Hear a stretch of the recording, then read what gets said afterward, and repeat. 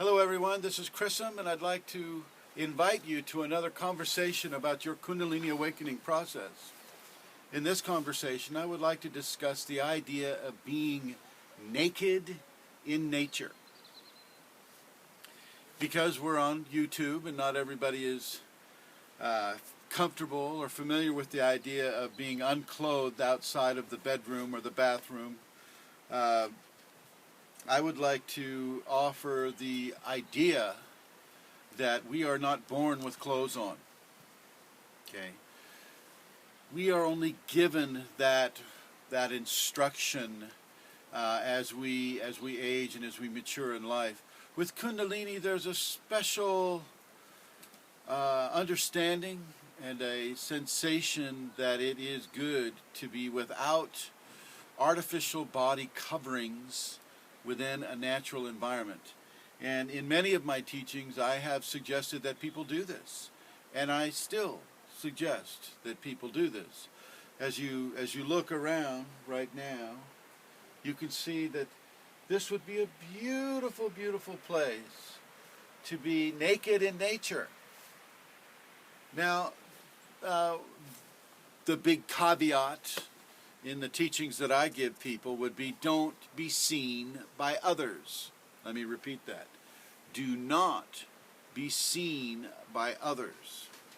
So within the context that I'm suggesting, when you're naked in nature, you are alone naked in nature.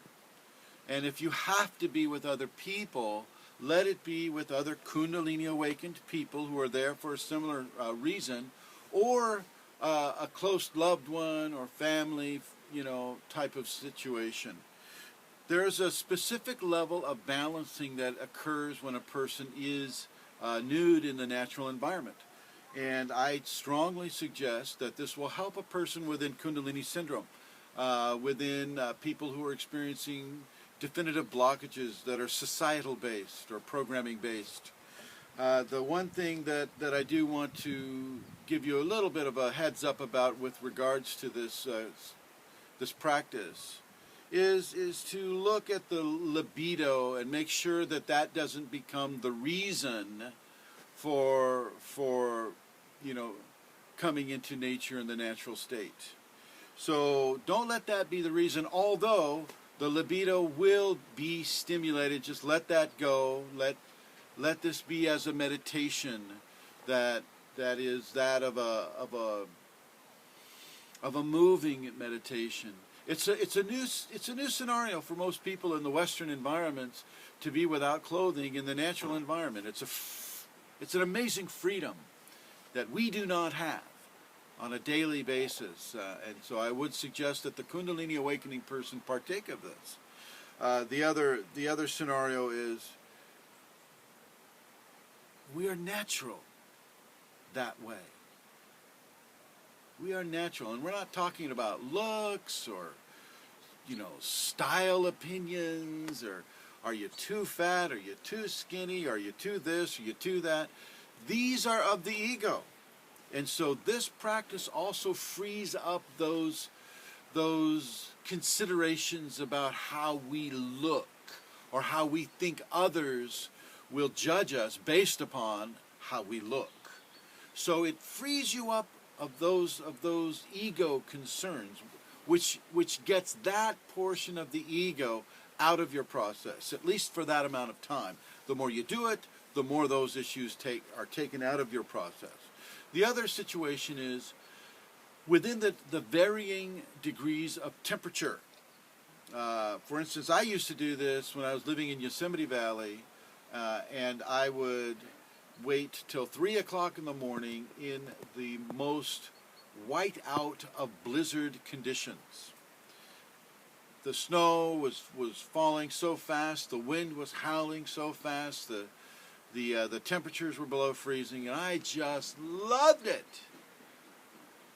Okay, this is also, you can see comparative exercises in the Tumo experience of the Tibetans, and how they are asked to dry their wet robes in a blizzard as they're meditating. The Kundalini provides this kind of heat. And so when we go out into the environment, you may have a spike in your Kundalini heat. So it's all good. It's all good.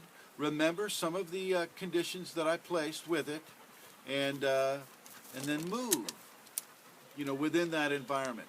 You might also take a clue from the animals and the insects and the plants. They don't make artificial clothing to walk around in the environment.